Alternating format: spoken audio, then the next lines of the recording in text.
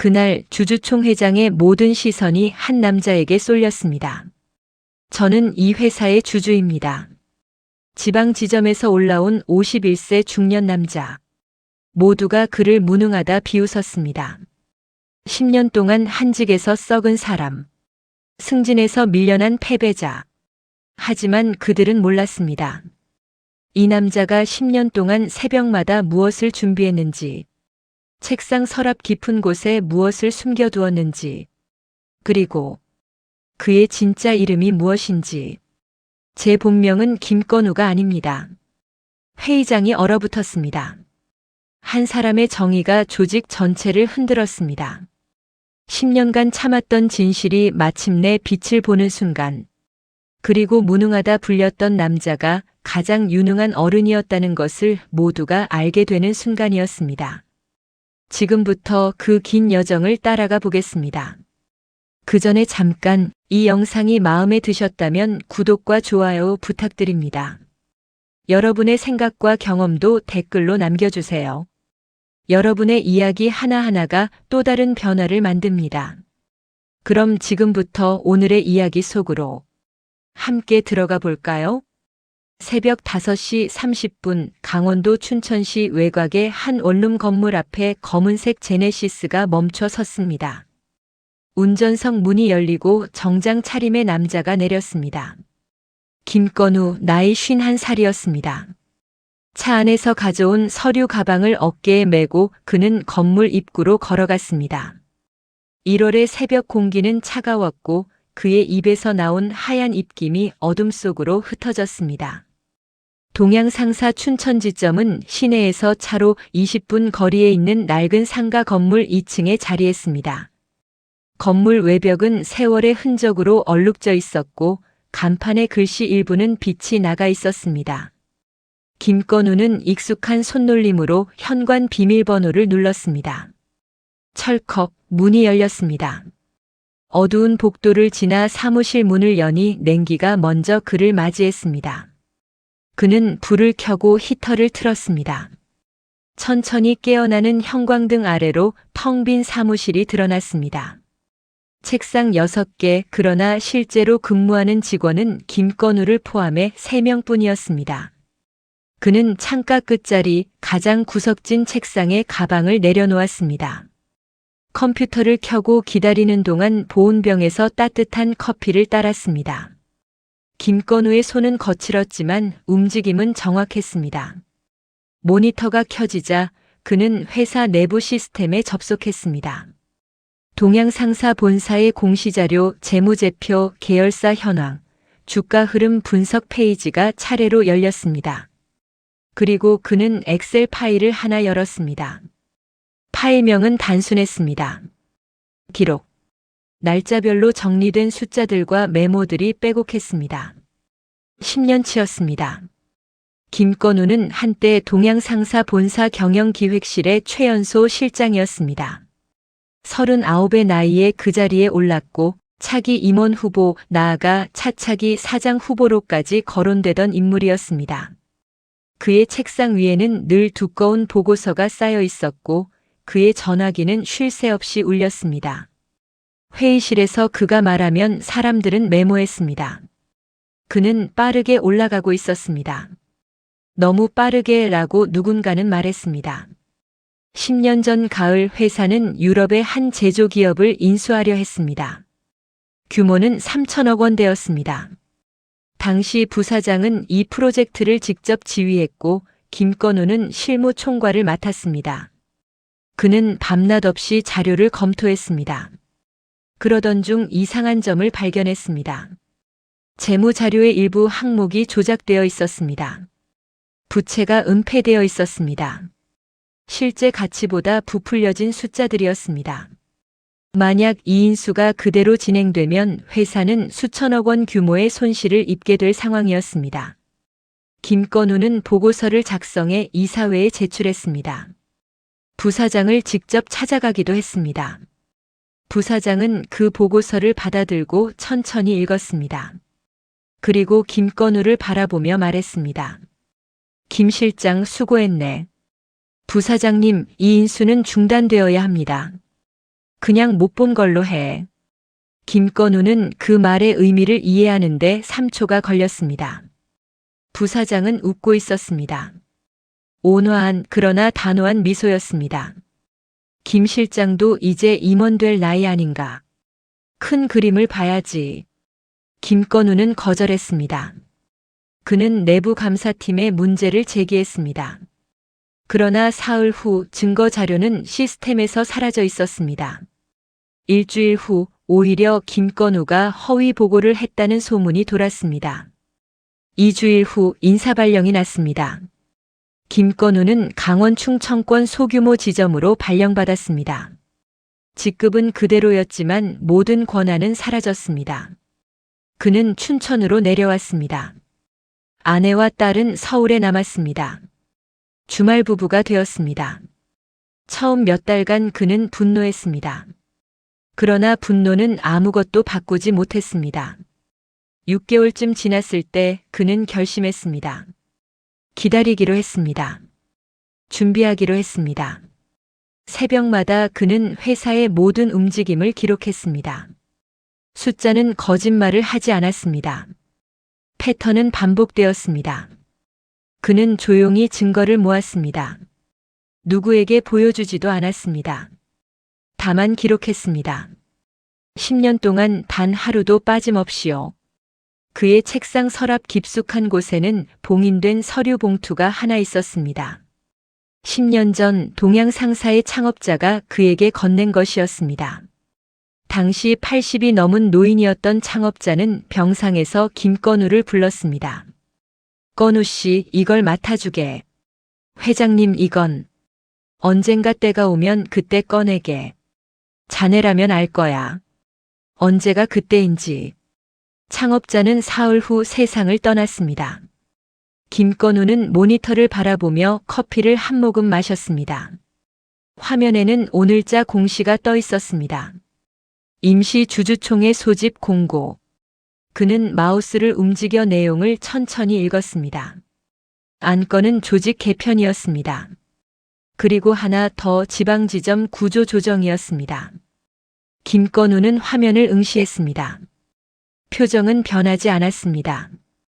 다만 그의 손가락이 책상을 한 번 톡 두드렸습니다. 창밖으로 해가 떠오르고 있었습니다. 춘천의 아침은 고요했습니다. 곧 다른 직원들이 출근할 시간이었습니다. 김건우는 파일을 저장하고 시스템을 종료했습니다. 그리고 서랍을 열어 그 봉투를 꺼내 만져보았습니다. 10년 동안 단 한 번도 뜯지 않은 봉투였습니다. 그는 봉투를 가방 안쪽 주머니에 조심스럽게 넣었습니다. 이제 때가 온 건가? 그는 혼잣말처럼 중얼거렸습니다. 목소리는 낮고 침착했습니다. 김건우는 자리에서 일어나 창문 너머 먼 산을 바라보았습니다. 서울은 저 산 너머 200km 떨어진 곳에 있었습니다. 10년 만에 그는 다시 그곳으로 가게 될 것이었습니다. 그러나 이번에는 달랐습니다. 이번에는 준비가 되어 있었습니다. 사무실 문이 열리는 소리가 들렸습니다. 후배 직원이 들어왔습니다. 실장님, 벌써 오셨어요? 응, 일찍 왔네. 커피 한 잔 하시겠어요? 아니, 괜찮아. 자네나 마시게. 일상은 여느 때와 같았습니다. 김건우는 다시 책상에 앉아 오늘 처리할 서류들을 펼쳤습니다. 평범한 지방지점 직원의 하루가 시작되고 있었습니다. 그러나 그의 가방 안에는 10년을 기다린 봉투가 들어 있었습니다. 그리고 그의 머릿속에는 10년간 쌓아온 모든 기록이 정리되어 있었습니다. 폭풍은 조용히 다가오고 있었습니다. 이틀 후 김건우는 서울행 KTX에 올랐습니다. 회사 메일함에는 본사 출석 요청이 와 있었습니다.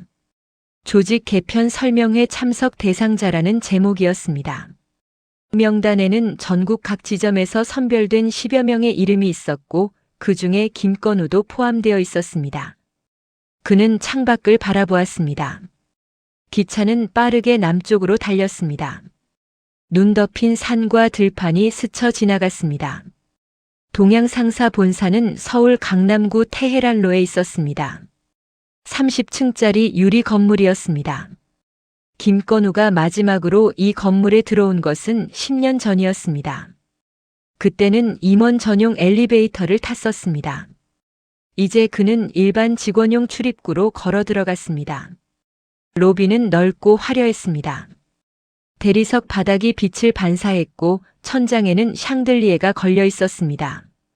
안내 데스크의 젊은 직원이 그를 보았습니다. 방문 목적이 어떻게 되십니까? 조직 개편 설명회 참석입니다.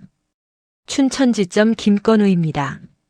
직원은 명단을 확인하고 고개를 끄덕였습니다. 방문증을 건네며 말했습니다. 15층 대회의실입니다.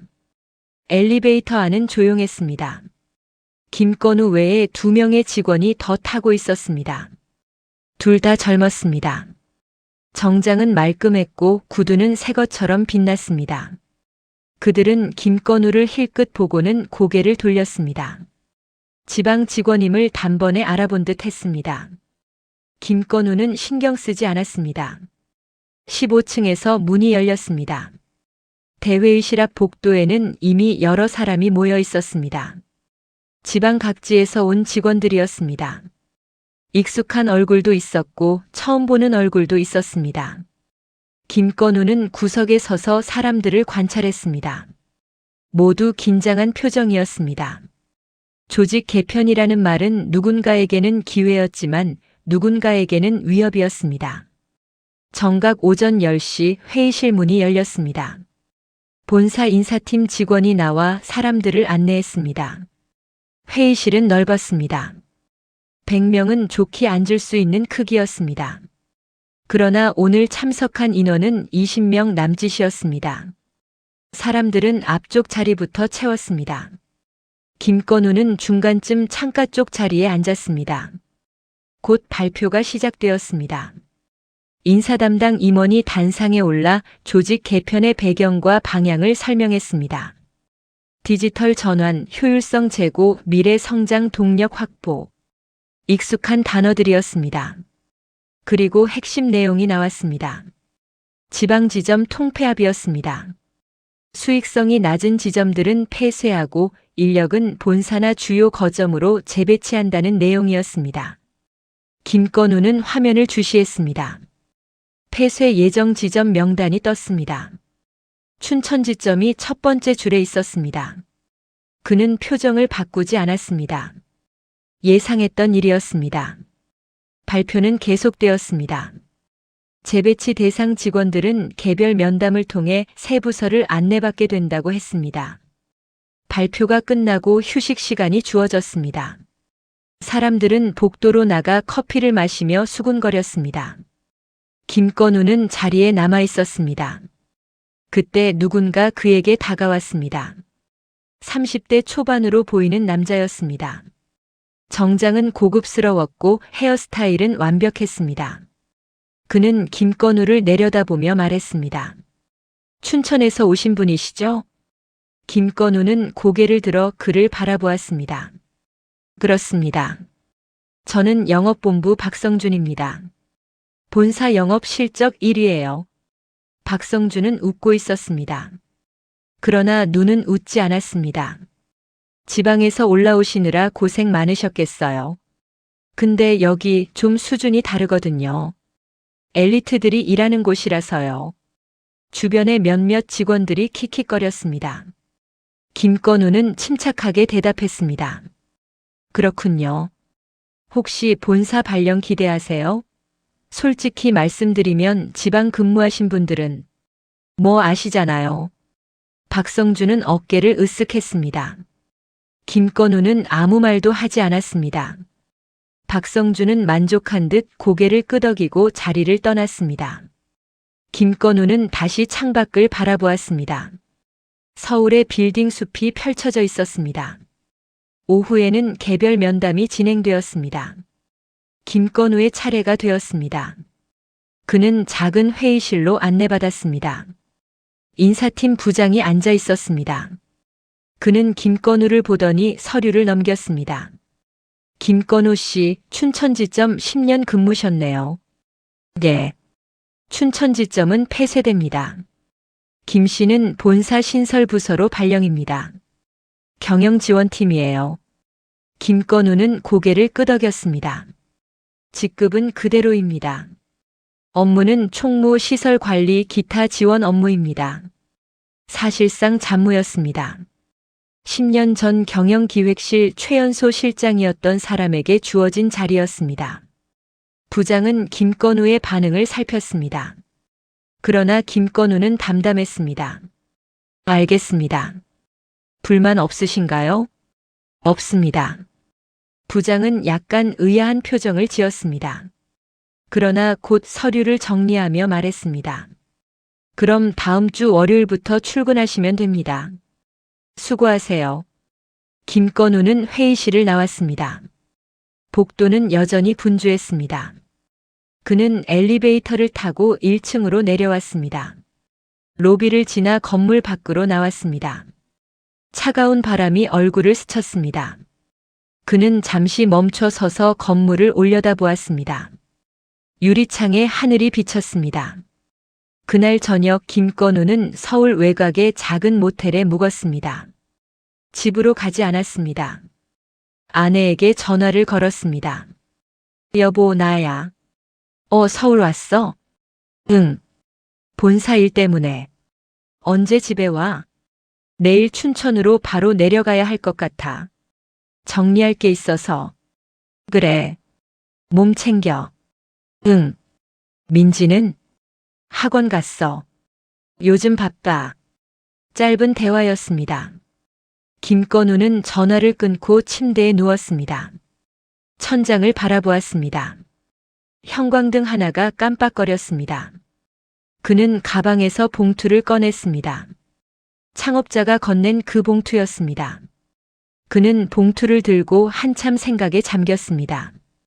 다음 날 아침 김건우는 춘천으로 돌아가기 전에 한 곳을 들렀습니다. 서울 동작구의 한 조용한 주택가였습니다. 오래된 2층 집 앞에서 그는 차를 세웠습니다. 초인종을 눌렀습니다. 잠시 후 문이 열렸습니다. 80대 노인이 나왔습니다. 창업자의 부인이었습니다. 건우 씨. 할머니, 안녕하세요. 노인은 김건우를 집 안으로 안내했습니다. 거실은 단정했습니다. 벽에는 고인이 된 창업자의 사진이 걸려 있었습니다. 김건우는 그 사진을 바라보았습니다. 노인이 차를 내왔습니다. 본사에 다녀왔어요? 네. 어떻던가요? 변한 게 없었습니다. 노인은 고개를 끄덕였습니다. 그리고 조용히 말했습니다. 우리 영감이 자네를 믿었어요. 자네라면 때를 알 거라고 했지요. 김건우는 봉투를 꺼내 테이블 위에 올려놓았습니다. 이제 열어봐야 할 것 같습니다. 그래요. 열어보세요. 김건우는 봉투를 조심스럽게 뜯었습니다. 안에는 2가지가 들어있었습니다. 하나는 유언장이었습니다. 다른 하나는 지분 증서였습니다. 김건우는 서류를 읽었습니다. 눈이 점점 커졌습니다. 창업자는 자신이 보유한 동양상사 지분 15%의 의결권을 김건우에게 위임한다는 내용이었습니다. 그리고 유언장에는 이렇게 적혀 있었습니다. 건우에게. 이 회사는 처음부터 잘못된 길로 갔소. 나는 늙어서 바로잡을 힘이 없었소. 하지만 자네는 다르오.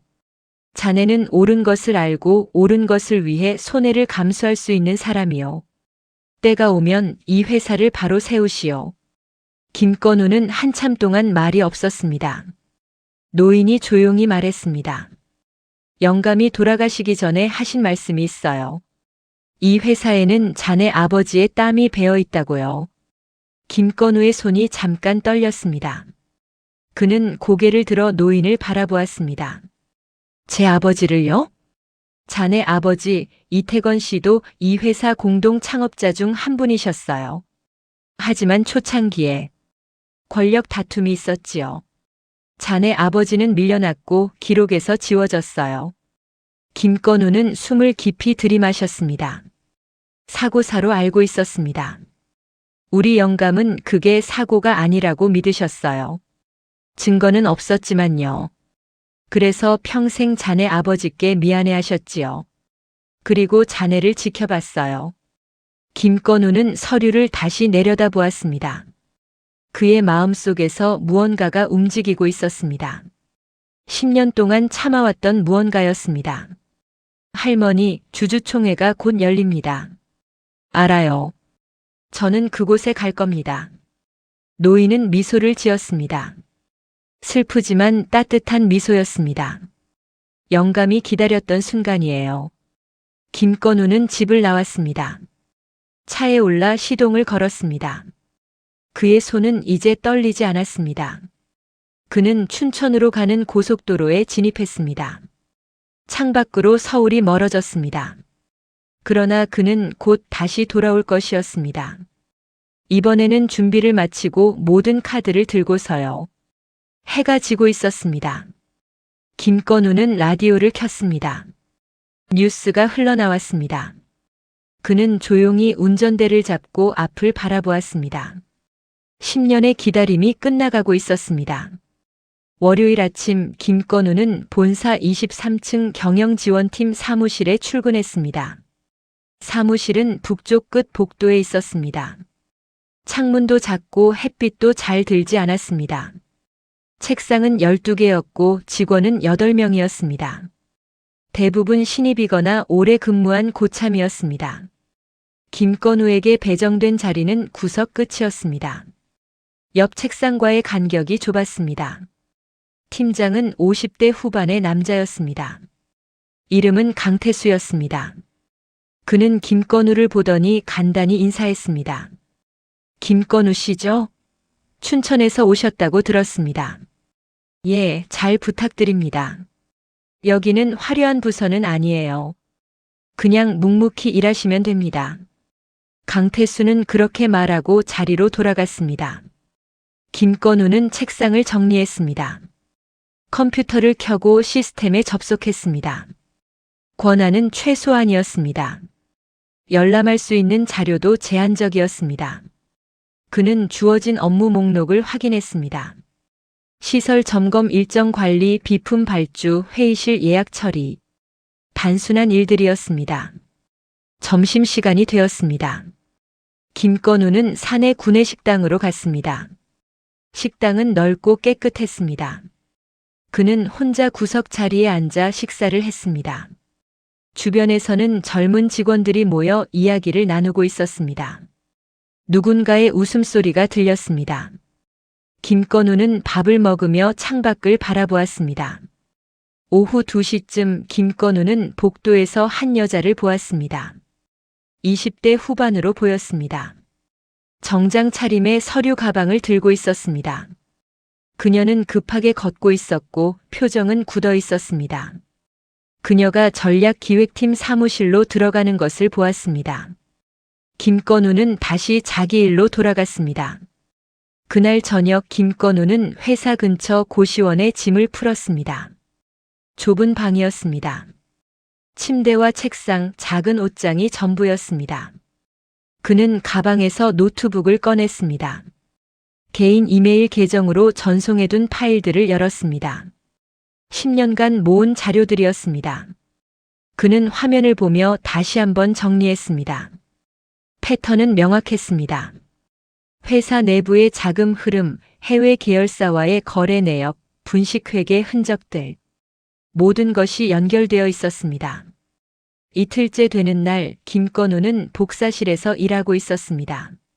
각 부서에서 요청한 서류들을 복사하는 일이었습니다. 그때 전략기획팀에서 온 서류 묶음이 있었습니다. 김건우는 습관적으로 내용을 확인했습니다. 해외 자회사 실적 보고서였습니다. 숫자들을 보던 그의 눈이 멈췄습니다. 항목 하나가 이상했습니다. 매출 대비 수익률이 지나치게 높았습니다. 원가 계산이 맞지 않았습니다. 김건우는 해당 페이지를 다시 보았습니다. 누군가 숫자를 수정한 흔적이 있었습니다. 미세했지만 그의 눈에는 보였습니다. 그는 조용히 그 페이지를 스캔했습니다. 개인 이메일로 보냈습니다. 그리고 원본은 그대로 복사해서 전략기획팀에 전달했습니다. 사흘째 되는 날 오전 김건우는 엘리베이터에서 그 여자를 다시 만났습니다. 전략기획팀의 그 직원이었습니다. 명찰을 보니 이민서 대리였습니다. 그녀는 피곤해 보였습니다. 눈 밑에 다크서클이 있었습니다. 엘리베이터 안은 둘뿐이었습니다. 힘드신가 봐요. 김건우가 조용히 말했습니다. 이민서는 놀란 듯 그를 보았습니다. 네. 괜찮으시냐고요? 아, 네, 괜찮습니다. 그녀는 짧게 대답하고 고개를 숙였습니다. 엘리베이터가 멈췄습니다. 이민서는 내렸습니다. 김건우는 그녀의 뒷모습을 보았습니다. 어깨가 처져 있었습니다. 그날 오후 김건우는 화장실에서 우연히 대화를 들었습니다. 칸막이 안에 있을 때였습니다. 밖에서 두 남자가 이야기하고 있었습니다. 이민서 대리 요즘 박성준 과장한테 제대로 찍혔더라. 왜? 뭐 잘못했어? 아니, 박 과장이 밥 먹자고 했는데 계속 거절했나 봐. 그것도 몇 번씩. 에이, 그게 뭐. 야, 모르는 소리. 박 과장 백 있잖아. 영업본부장이랑 친하고 실적도 1등이고. 찍히면 끝나는 거야. 그래서? 이번 프로젝트에서 뺐대. 그리고 야근 업무 다 민서 대리한테 몰아주고. 시스템 권한도 일부 막았다던데. 와. 그럼 실적 평가는? 당연히 불이익이지. 요즘 표정 보면 답 나오잖아. 두 사람은 나갔습니다. 김건우는 칸에서 나와 세면대에서 손을 씻었습니다. 거울에 비친 자신의 얼굴을 보았습니다. 표정은 굳어 있었습니다. 저녁 8시 김건우는 퇴근하려다 20층을 지나게 되었습니다. 전략기획팀 사무실 불이 켜져 있었습니다. 문 사이로 이민서가 보였습니다. 혼자 남아 일하고 있었습니다. 김건우는 잠시 망설이다 사무실 문을 두드렸습니다. 이민서가 고개를 들었습니다. 누구세요? 경영지원팀 김건우입니다. 실례지만 잠깐 이야기 좀 할 수 있을까요? 이민서는 의아한 표정을 지었지만 고개를 끄덕였습니다. 김건우는 들어가 그녀의 책상 옆에 섰습니다. 이틀 전에 제가 복사한 서류, 해외 자회사 보고서 말입니다. 네. 그 자료 숫자가 조작되어 있습니다. 이민서의 눈이 커졌습니다. 무슨 말씀이세요? 김건우는 자신의 휴대폰을 꺼내 스캔한 파일을 보여주었습니다. 여기 이 항목 보세요. 수익률이 실제 원가와 맞지 않습니다. 누군가 고의로 수정한 겁니다. 이민서는 화면을 들여다보았습니다. 그녀의 얼굴이 창백해졌습니다. 이건 제가 작성한 보고서예요. 알고 있습니다. 그런데 저는 이렇게 쓰지 않았어요. 분명히. 그녀는 자기 컴퓨터를 열었습니다. 파일을 찾았습니다. 그러나 파일 안의 숫자는 이미 수정되어 있었습니다. 누가? 언제? 시스템 접속 기록을 확인해 보세요. 이민서는 떨리는 손으로 접속 기록을 열었습니다. 그녀의 아이디로 이틀 전 새벽 2시에 파일이 수정되어 있었습니다. 그러나 그녀는 그 시간에 집에 있었습니다. 이건 제가 아니에요. 저는 그 시간에 누군가 당신 계정을 사용한 겁니다. 김건우는 조용히 말했습니다. 이 보고서가 그대로 이사회에 올라가면 당신이 책임지게 됩니다. 의도적 분식회계 가담으로요. 이민서는 고개를 떨구었습니다. 손이 떨렸습니다. 왜 이러는 거예요? 혹시 누군가에게 거절한 적 있습니까? 이민서는 고개를 들었습니다. 눈에 눈물이 맺혀 있었습니다. 박성준 과장님이 계속 사적으로 연락하시고 만나자고 하셨어요. 저는 거절했어요. 그랬더니 이런 일이 시작된 거군요. 김건우는 한숨을 쉬었습니다. 원본 파일 백업이 있습니까? 개인 이메일로 보낸 게 있을 거예요. 지금 당장 찾아서 따로 저장하세요. 클라우드, USB 모든 곳에 백업하세요.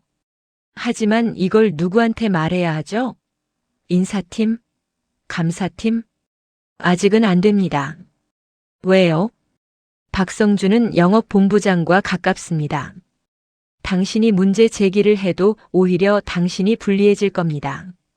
이민서는 절망적인 표정을 지었습니다. 그럼 어떻게 해야 하나요? 김건우는 잠시 생각했습니다. 일단 증거를 확보하세요. 그리고 이 보고서를 이사회에 제출하지 마세요. 시간을 벌어야 합니다. 이미 제출 일정이 잡혀 있어요. 이번 주 금요일이요. 상부에 추가 검토가 필요하다고 보고하세요. 그럼 제가 무능한 사람이 되는데요. 무능하다는 소리 듣는 게 낫습니다. 범죄자가 되는 것보다는요. 이민서는 고개를 끄덕였습니다. 김건우는 자리에서 일어났습니다. 힘내세요. 당신 잘못이 아닙니다. 그는 사무실을 나왔습니다. 복도는 어두웠습니다. 김건우는 엘리베이터를 타고 1층으로 내려갔습니다. 밤 공기가 차가웠습니다. 그는 고시원으로 걸어갔습니다. 방에 돌아온 김건우는 노트북을 열었습니다. 10년 전 자료와 현재 자료를 대조했습니다. 패턴은 똑같았습니다. 약자를 이용하고 책임을 떠넘기고 증거를 조작하는 방식. 회사는 변하지 않았습니다. 아니, 더 악랄해졌습니다. 김건우는 창밖을 바라보았습니다. 서울의 불빛들이 반짝였습니다. 그는 주먹을 쥐었습니다. 10년 동안 참았습니다. 그러나 이제는 달랐습니다. 그에게는 카드가 있었습니다. 창업자의 유언장, 지분 위임장, 10년간의 증거자료. 그리고 무엇보다 더 이상 잃을 것이 없다는 각오가 있었습니다. 그는 달력을 보았습니다. 주주총회까지 2주일이 남았습니다. 충분한 시간이었습니다.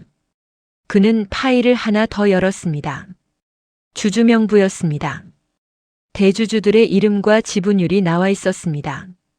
그는 한 명씩 메모를 남겼습니다. 누가 어느 편에 설 것인가? 누구를 설득해야 하는가? 새벽 2시가 넘었습니다. 김건우는 노트북을 끄고 침대에 누웠습니다. 천장을 보았습니다. 마음은 무거웠지만 결심은 확고했습니다. 이민서 같은 사람을 더 이상 보지 않기 위해서라도 그는 이 회사를 바꿔야 했습니다. 그리고 그것은 아버지에 대한 또 다른 의미의 복수이기도 했습니다. 외로운 전쟁이 시작되고 있었습니다. 목요일 아침 김건우는 평소보다 일찍 출근했습니다. 사무실에는 아직 아무도 없었습니다. 그는 자리에 앉아 이메일을 확인했습니다. 이민서에게서 온 메일이 있었습니다. 제목은 감사합니다였습니다. 김건우님, 어젯밤 조언 감사합니다. 원본 파일 백업 완료했습니다. 보고서 제출 일정은 재검토 요청했습니다. 팀장님께 혼났지만 괜찮습니다. 다시 한번 감사드립니다. 마이너스 이민서. 김건우는 짧게 답장을 보냈습니다. 잘하셨습니다. 조금만 더 견디세요. 그는 메일을 보내고 창밖을 바라보았습니다. 해가 떠오르고 있었습니다. 오전 10시쯤 김건우는 복도에서 박성준과 마주쳤습니다. 박성준은 부하 직원 2명과 함께 걷고 있었습니다. 그는 김건우를 보더니 비웃듯 말했습니다. 아, 춘천 양반. 여기서 뭐 하세요? 화장실 청소? 뒤따르던 직원들이 웃었습니다. 김건우는 대답하지 않았습니다. 그냥 지나쳤습니다. 박성준의 목소리가 뒤에서 들렸습니다. 무시하네. 진짜 별로다 저 사람. 김건우는 멈추지 않았습니다. 계속 걸었습니다. 참는 것에 익숙했습니다. 점심시간 김건우는 구내식당 구석 자리에 앉아 식사를 했습니다. 그때 누군가 그의 맞은편에 앉았습니다. 이민서였습니다. 그녀는 조심스럽게 말했습니다. 여기 앉아도 될까요? 물론입니다. 이민서는 밥을 먹으며 작은 목소리로 말했습니다. 어제 말씀하신 대로 했어요. 팀장님께서는 화내셨지만 일단 시간은 벌었어요. 잘하셨습니다. 그런데 이민서는 주위를 살피고는 더 작은 목소리로 말했습니다. 이걸 언제까지 버틸 수 있을까요? 박 과장님은 계속 압박하실 거고 저는 김건우는 젓가락을 내려놓고 그녀를 바라보았습니다. 민서 씨, 지금 당신이 하는 일은 옳은 일입니다. 옳은 일을 하는 사람은 결국 이깁니다. 정말 그럴까요? 저도 10년을 기다렸습니다. 그리고 지금 여기 있습니다. 이민서는 김건우를 보았습니다. 그의 눈에는 흔들림이 없었습니다. 10년이요? 긴 이야기입니다. 언젠가 기회가 되면 말씀드리겠습니다. 이민서는 고개를 끄덕였습니다. 그리고 작게 미소 지었습니다. 그날 이후 둘은 가끔 점심을 같이 먹었습니다. 금요일 오후 김건우는 경영지원팀 사무실에서 전화를 받았습니다.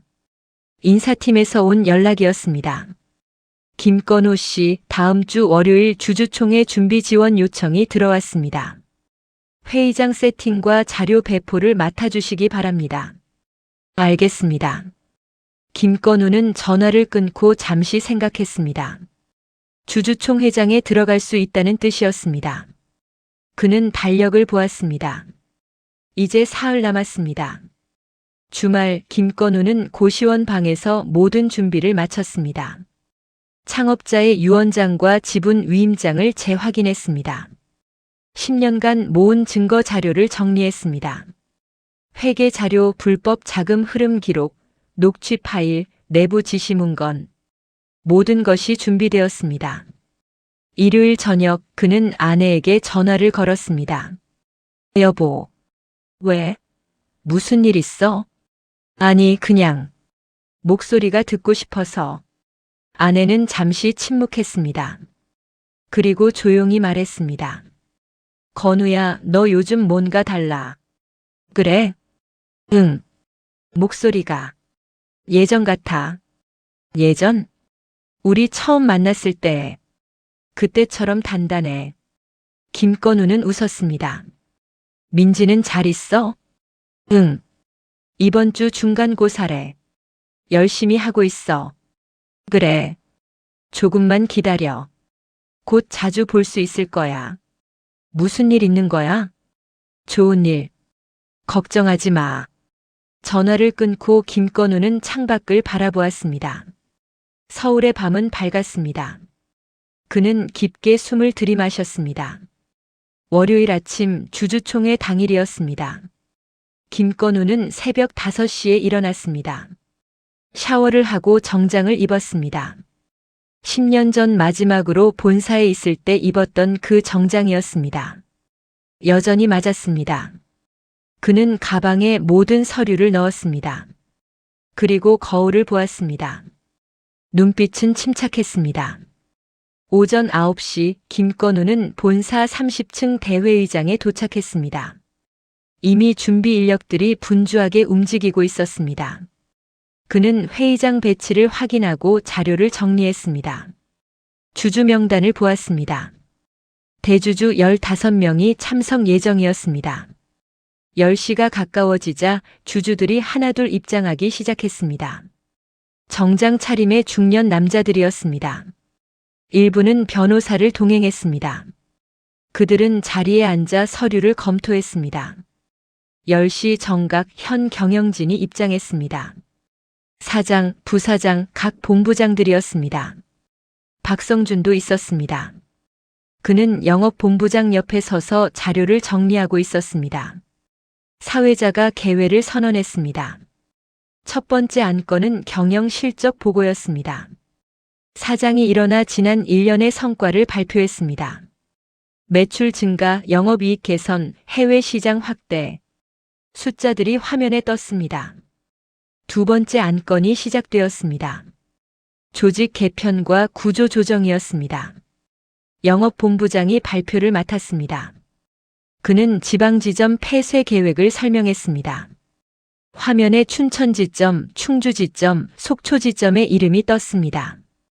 이들 지점은 수익성이 낮고 유지 비용이 과도합니다. 폐쇄를 통해 연간 50억 원의 비용 절감이 가능합니다.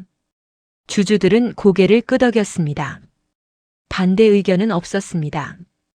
그때 김건우가 자리에서 일어났습니다. 회의장이 조용해졌습니다. 모든 시선이 그에게 향했습니다. 사회자가 당황한 표정으로 말했습니다. 누구시죠?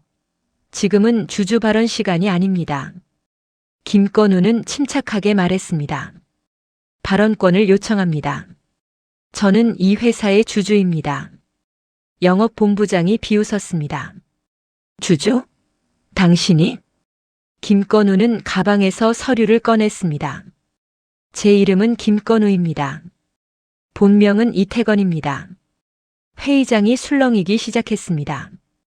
몇몇 나이든 주주들이 눈을 크게 떴습니다. 이태건. 그 이름. 김건우는 계속 말했습니다. 저는 이 회사 공동 창업자 이태건의 아들입니다. 그리고 저는 개인 명의로 이 회사 지분 5%를 보유하고 있습니다. 그는 지분 증서를 들어 올렸습니다. 그리고 이것은 고 창업자께서 저에게 위임하신 지분 15%의 의결권 위임장입니다. 회의장이 얼어붙었습니다. 사장의 얼굴이 창백해졌습니다. 박성준은 입을 벌린 채 멍하니 서 있었습니다. 김건우는 조용하지만 단호한 목소리로 말했습니다. 저는 이 안건에 반대합니다. 그리고 동시에 현 경영진의 배임과 횡령, 분식 회계에 대한 증거를 제출합니다. 그는 USB를 꺼내 들었습니다. 10년간 기록한 모든 자료가 여기 있습니다. 주주 한 명이 일어나 소리쳤습니다. 증거를 보여주시오. 김건우는 노트북을 열었습니다. 화면이 프로젝터로 연결되었습니다. 회계 자료가 하나씩 나타나기 시작했습니다. 불법 자금 이동 내역, 해외 계열사 부정거래, 조작된 재무제표. 사장이 벌떡 일어났습니다. 이건 조작된 자료입니다. 믿지 마십시오. 김건우는 다음 파일을 열었습니다. 녹취록이었습니다. 10년 전 부사장이 김건우에게 했던 말이었습니다. 그냥 못 본 걸로 해. 회의장이 다시 술렁였습니다. 김건우는 계속 자료를 보여주었습니다. 증거는 명확했습니다. 반박할 수 없었습니다. 한 주주가 일어나 말했습니다. 이태건, 나는 당신 아버지를 알았습니다. 훌륭한 분이셨죠. 다른 주주도 일어났습니다.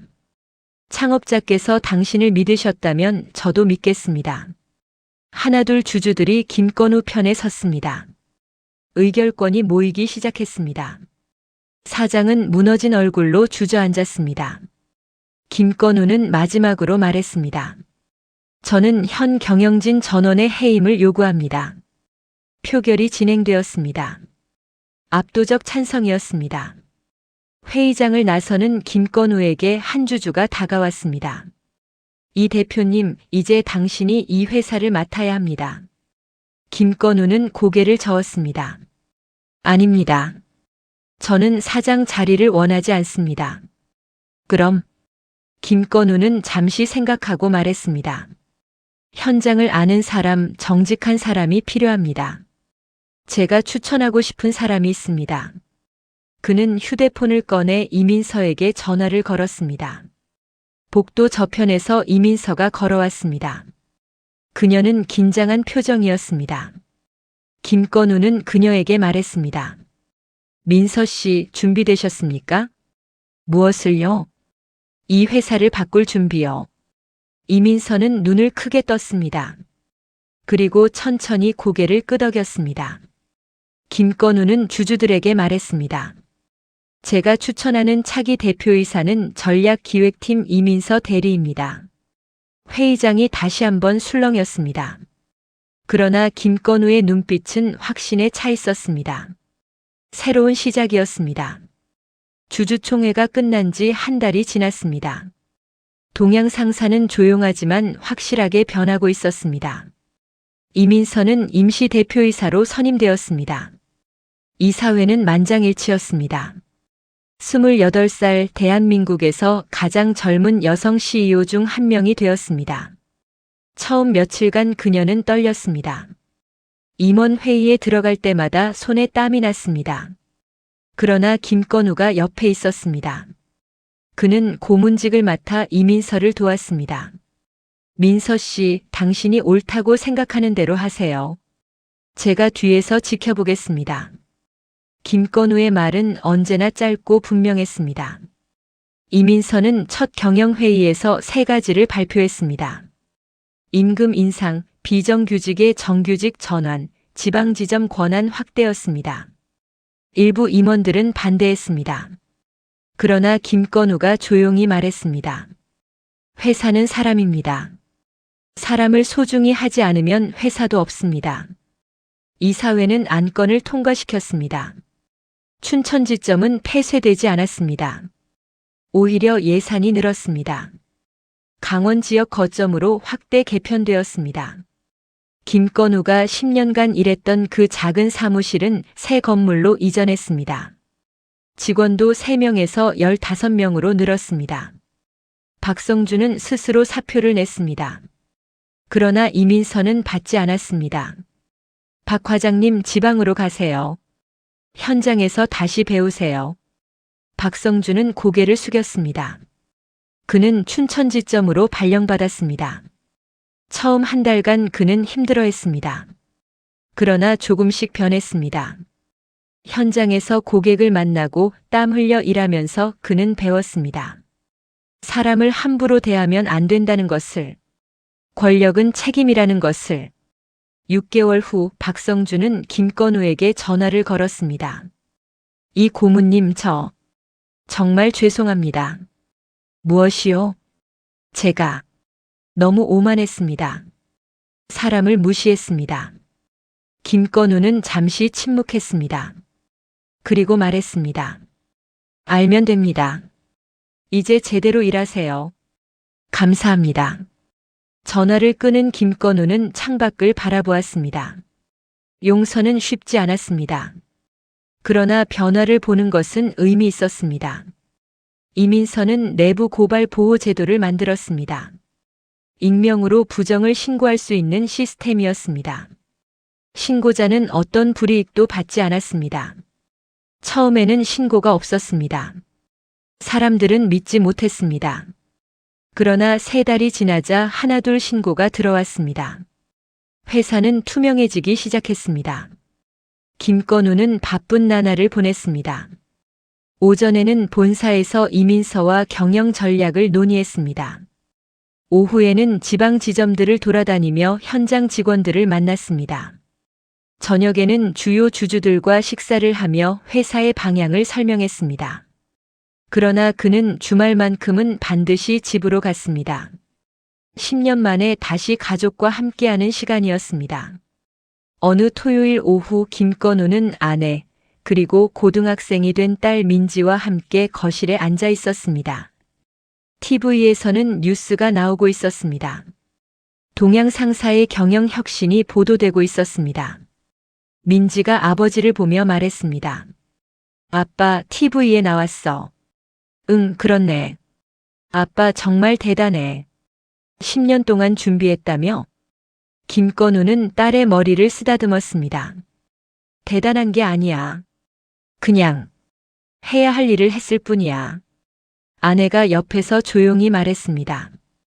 고생 많았어. 김건우는 아내를 보았습니다. 미안해. 10년 동안 혼자 두고. 괜찮아. 이제 함께 있잖아.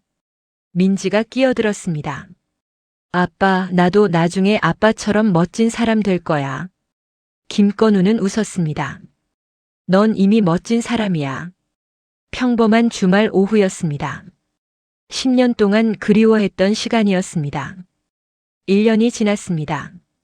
동양 상사의 주가는 안정적으로 상승했습니다. 직원 만족도는 업계 최고 수준이 되었습니다. 이직률은 절반으로 줄었습니다. 이민서는 정식 대표이사로 재선임되었습니다. 김건우는 회장직도 고문직도 내려놓았습니다. 그는 다시 춘천지점으로 돌아갔습니다. 이번에는 지점장으로요. 사람들은 놀랐습니다. 왜 본사를 떠나십니까? 김건우는 담담하게 대답했습니다. 제가 있어야 할 곳은 현장입니다. 저는 경영자가 아니라 일하는 사람입니다. 이민서는 그를 배웅하며 울먹였습니다. 고문님 정말 감사했습니다. 민서 씨, 이제 제 이름을 불러주세요. 김건우라고. 건우 씨, 당신은 잘할 겁니다. 이미 잘하고 있어요. 가끔 전화해도 될까요? 언제든지요. 김건우는 춘천으로 돌아갔습니다. 새 건물의 지점장실은 넓었습니다. 그러나 그는 직원들과 같은 공간에 책상을 두었습니다. 창가 끝자리였습니다. 10년 전 그 자리와 같은 위치였습니다. 어느 월요일 아침 김건우는 새벽 5시 30분에 일어났습니다. 예전처럼요. 그는 차를 몰고 지점으로 갔습니다. 건물에 도착해 문을 열고 들어갔습니다. 사무실에 불을 켰습니다. 커피를 내렸습니다. 컴퓨터를 켰습니다. 그러나 이제는 달랐습니다. 숨어서 기록하지 않았습니다. 당당하게 일했습니다. 직원들이 하나둘 출근했습니다. 인사를 나눴습니다. 회의를 했습니다. 고객을 만났습니다. 웃음소리가 들렸습니다. 점심시간 김건우는 직원들과 함께 근처 식당에 갔습니다. 젊은 대리가 물었습니다. 지점장님, 본사가 더 좋지 않으세요? 김건우는 고개를 저었습니다. 여기가 좋습니다. 왜요? 여기가 진짜 현장이니까요. 사람들을 직접 만나고 땀 흘려 일하는 곳이니까요. 직원들은 고개를 끄덕였습니다. 저녁이 되어 김건우는 퇴근했습니다. 이제 그는 서울 외곽의 작은 아파트를 얻었습니다. 가족과 함께 살았습니다. 매일 춘천까지 출퇴근했습니다. 먼 거리였지만 괜찮았습니다. 가족과 함께 아침을 먹고 저녁을 함께 먹을 수 있었습니다. 집에 도착하니 아내가 저녁을 차려놓고 있었습니다. 민지는 방에서 공부하고 있었습니다. 김건우는 현관에서 구두를 벗으며 말했습니다. 다녀왔습니다. 아내가 웃으며 대답했습니다. 어서 와요. 평범한 일상이었습니다. 그러나 김건우에게는 10년 동안 잃어버렸던 일상이었습니다. 식사 후 김건우는 베란다에 나가 밤하늘을 바라보았습니다. 별이 보였습니다. 그는 주머니에서 낡은 사진 한 장을 꺼냈습니다. 아버지의 사진이었습니다. 창업자의 부인이 그에게 준 사진이었습니다. 젊은 시절에 아버지가 웃고 있었습니다. 아버지, 제가 해냈습니다.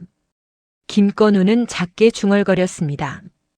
아버지의 이름을 다시 찾아드렸습니다. 바람이 불었습니다. 나뭇잎이 흔들렸습니다. 김건우는 사진을 가슴에 품었습니다. 다음 날 아침 동양상사 본사 로비에는 새로운 명판이 걸렸습니다. 회사 역사를 기록한 명판이었습니다.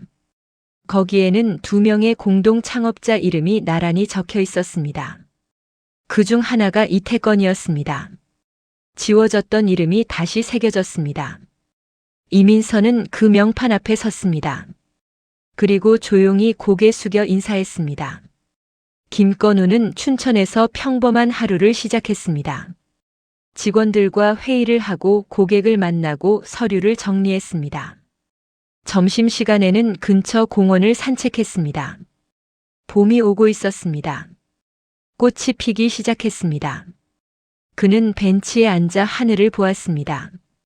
구름이 천천히 흘러갔습니다. 10년의 겨울이 지나고 봄이 왔습니다. 김건우는 미소 지었습니다. 오랜만에 마음 편한 미소였습니다. 저녁, 그는 다시 집으로 향했습니다. 고속도로를 달리며 라디오를 켰습니다. 뉴스가 나왔습니다. 동양상사가 올해 일하기 좋은 기업으로 선정되었다는 내용이었습니다. 김건우는 볼륨을 줄였습니다. 중요하지 않았습니다. 중요한 것은 사람들이 웃으며 일할 수 있다는 것이었습니다. 집 근처에 도착했습니다. 아파트 창문에 불이 켜져 있었습니다. 아내와 딸이 기다리고 있었습니다. 김건우는 차를 세우고 집으로 걸어갔습니다. 엘리베이터를 타고 올라갔습니다. 현관문을 열었습니다. 다녀왔습니다. 따뜻한 빛과 저녁 음식 냄새가 그를 맞았습니다. 딸의 웃음소리가 들렸습니다. 김건우는 구두를 벗고 집 안으로 들어갔습니다. 10년의 싸움이 끝났습니다. 그리고 새로운 삶이 시작되었습니다. 무능하다고 불렸던 중년 남자는 가장 유능한 어른이었습니다. 그리고 지금 그는 그저 한 사람의 아버지이자 남편이었습니다. 한 명의 지점장이었습니다. 그것으로 충분했습니다. 세상은 천천히 그러나 확실하게 변하고 있었습니다. 한 사람의 용기에서 시작된 변화였습니다. 그 변화는 계속될 것이었습니다. 밤이 깊어갔습니다. 서울과 춘천 그리고 대한민국 곳곳에서 사람들은 내일을 준비했습니다. 더 나은 내일을, 더 정의로운 내일을 꿈꾸며요. 김건우는 창문 너머 밤하늘을 바라보았습니다. 별은 여전히 빛나고 있었습니다. 그는 작게 중얼거렸습니다. 좋은 밤입니다. 그리고 그는 가족 곁으로 돌아갔습니다. 영상이 마음에 드셨다면 구독과 좋아요 부탁드립니다. 그리고 여러분의 이야기를 댓글로 들려주세요. 당신의 한마디가 또 다른 변화를 만듭니다.